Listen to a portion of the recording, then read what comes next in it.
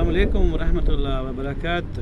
الصلاۃ والسلام علیکہ یا سیدی یا رسول اللہ، الصلاۃ والسلام علیکہ یا سیدی یا حبیب اللہ، الصلاۃ والسلام علیکہ یا خاتم النبیین، الصلاۃ والسلام علیکہ یا خاتم النبیین کہنا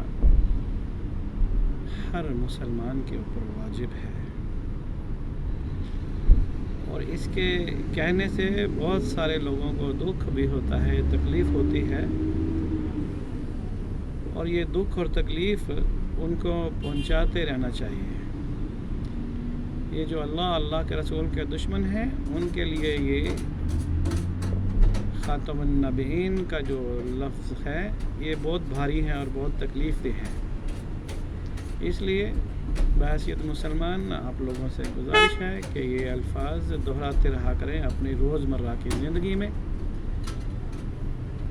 اور خدا کی قسم یہ الفاظ ادا کرنے سے آپ لوگوں کو کتنا اجر ملے گا، اور اللہ سبحانہ تعالیٰ اور رسول اللہ صلی اللہ علیہ وسلم اور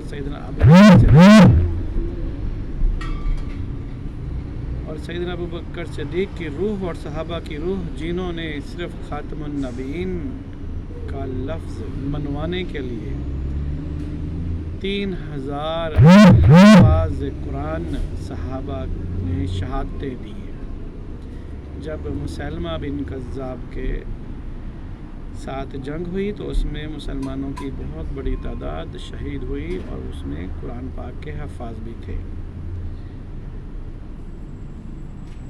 مرتد کی سزا جو ہے وہ قتل ہے، یہ ثابت کیا سیدنا ابو بکر صدیق نے۔ اور ہمارے جو پولیٹیشنز ہیں وہ اس بات کو بہت لائٹلی لیتے ہیں، اور خاتم النبیین کہنا ان کے اوپر گراں ہوتا ہے۔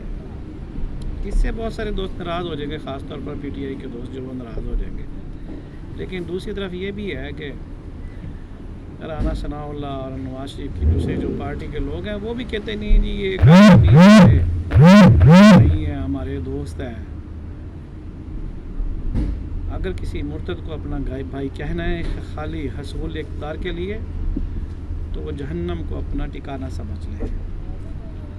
میرے پروگرام کا نام ہے سیاسی مرچی، اور جب تک میں ان لوگوں کو مرچیں نہ پہنچاؤں مجھے بھی مزہ نہیں آتا۔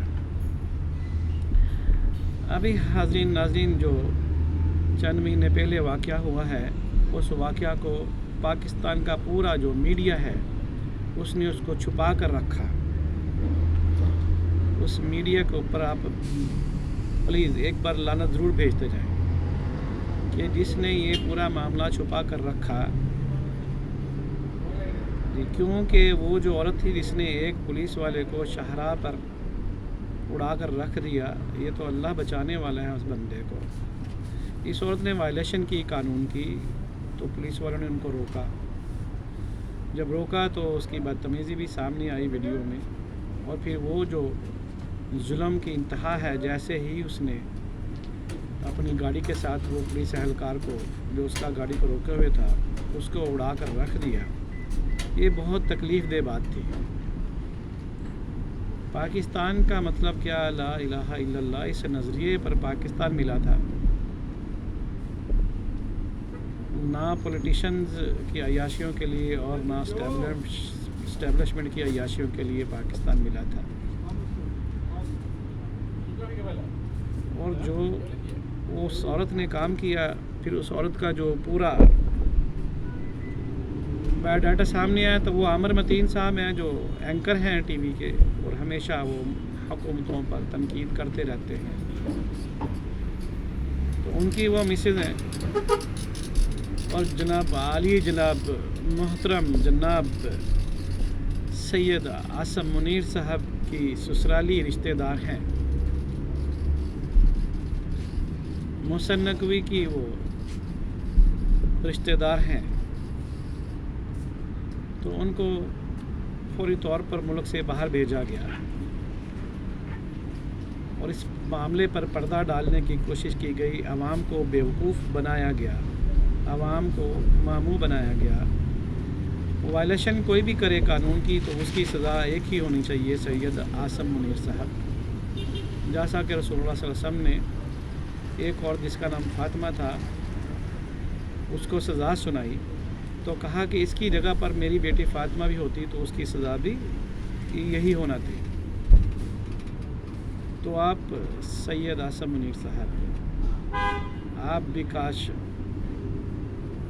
اسلام کا جھنڈا اٹھاتے اور اس عورت کو سمجھاتے اور اس کو میڈیا کے سامنے پیش کرتے، چاہے وہ ان پولیس والوں سے باقاعدہ طور پر معافی مانگ لیتی، عوام سے معافی مانگ لیتی تو اس میں کوئی بات نہیں، لیکن وہ اپنے تکبر اور اپنے غرور پر کہ جی ملک میں تو ہمارا حکومت ہے، ہم جس کو چاہے گاڑی کے نیچے دیں، جس کی چاہے بےعزتی کریں، ہمارا ملک ہے، ہم جو مرضی کریں۔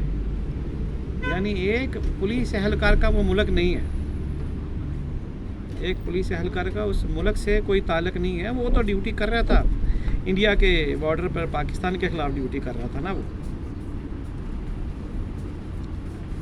ابھی بھی وقت ہے، ابھی بھی ٹائم ہے، آپ اس خاتون کو، سید عاصم منیر صاحب، آپ اس عورت کو ملک میں واپس لائیں اور اس کو سمجھائیں کہ اس نے جو غلطی کی ہے اس کی وہ معافی مانگے، اللہ سے بھی معافی مانگے، اس پولیس والے سے بھی معافی مانگے اور سرخرو ہو جائے۔ اتنے لوگوں کی وہ بےعزتی کروا کر، اور ابھی قوم کا ایک ایک بچہ جو ویڈیو دیکھ رہا ہے وہ اس کو اور اس کے فیملی کو وہ گالیاں دے رہا ہے۔ تو ان گالیوں سے بچنے کے لیے، ان بددعاؤں سے بچنے کے لیے وہ جرأت کا مظاہرہ کرتی۔ اور آپ لوگ بھی یار جرأت مند لوگ ہو، ملک سنبھالنے والے لوگ ہو، آپ بھی اس گیم کا حصہ ہو گئے جو پولیٹیشنز کرتے تھے۔ میر مرتضیٰ بھٹو کو مروانے والے صدر پاکستان بن گئے، ایمل کانسی کو امریکہ کے حوالے کرنے والے وزیر اعظم بن گئے، ڈاکٹر عافیہ کو امریکہ کے حوالے کرنے والے پاکستان کے بہادر ترین جنرل پرویز مشرف صاحب، ان کو ان کی موت پر سلوٹ مارا گیا، سلامیاں دی گئیں۔ یہ کیا مسئلہ ہے؟ ایک ٹرینڈ پر، ایک نظریے پر تو ملک چلاؤ۔ وہ چرچل والی بات صحیح تھی کہ دوران جنگ لوگ اس کے پاس گئے کہ جی ہمارے ملک میں افراتفری بہت ہے، عالمی جنگ کا واقعہ ہے، تو چرچل نے بس یہی پوچھا تھا کہ آپ یہ بتائیں کہ عدالتیں انصاف دے رہی ہیں کہ نہیں۔ انہوں نے کہا عدالتیں انصاف دے رہی ہیں، انصاف بکتا نہیں ہے، برابر انصاف ہو رہا ہے۔ اس نے بولا ہمارا ملک نہیں ٹوٹے گا اور ہم برباد نہیں ہوں گے، جائیں پھر انتظار کریں اچھے ٹائم کا۔ تو ایک قاضی فائز عیسیٰ کیا کرے گا؟ یہاں پہ تو ہر دوسرا جج ثاقب نثار اور عطا بنا ہوا ہے،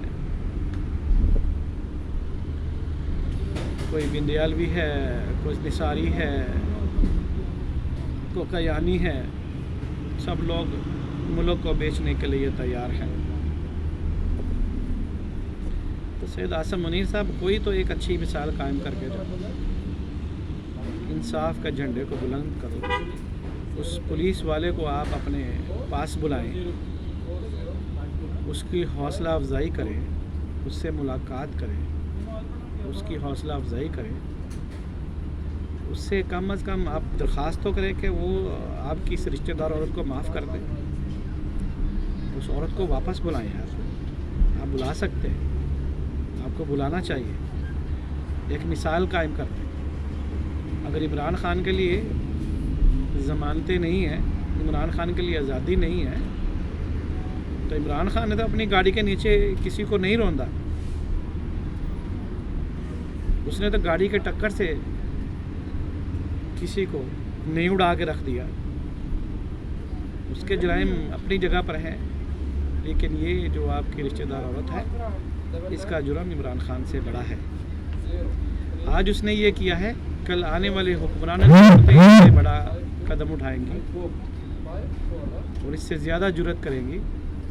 اس وقت سے ڈرو جب عام عوام لاٹھیاں اٹھا کر سڑکوں پر آ جائے گی اور اپنی جانیں دے گی اور اسٹیبلشمنٹ سے اور ان پولیٹیشن سے اپنے دیرینہ حساب چکائے گی۔ میرا ویلاگ کا مقصد ہرگز یہ نہیں ہے کہ ہم لوگ لڑ پڑیں، انتشار یا فساد پھیلائیں۔ میرا مقصد جو ہے وہ یہی ہے کہ عوام کو دیوار سے مت لگایا جائے۔ اسمبلیوں میں صرف عمران خان کی رہائی کی بات ہوتی ہے، مہنگائی پر، زیادہ بلنگ پر، اوور بلنگ پر کوئی بات نہیں ہو رہی۔ اللہ سبحانہ تعالیٰ ان لوگوں کو، آرمی کو، سیاستدانوں کو معاملہ سمجھنے کی توفیق عطا فرمائے۔ انشاءاللہ کل ملاقات ہوگی۔ اللہ حافظ۔ پاکستان زندہ باد، پاکستان پائندہ باد، اسلام زندہ باد۔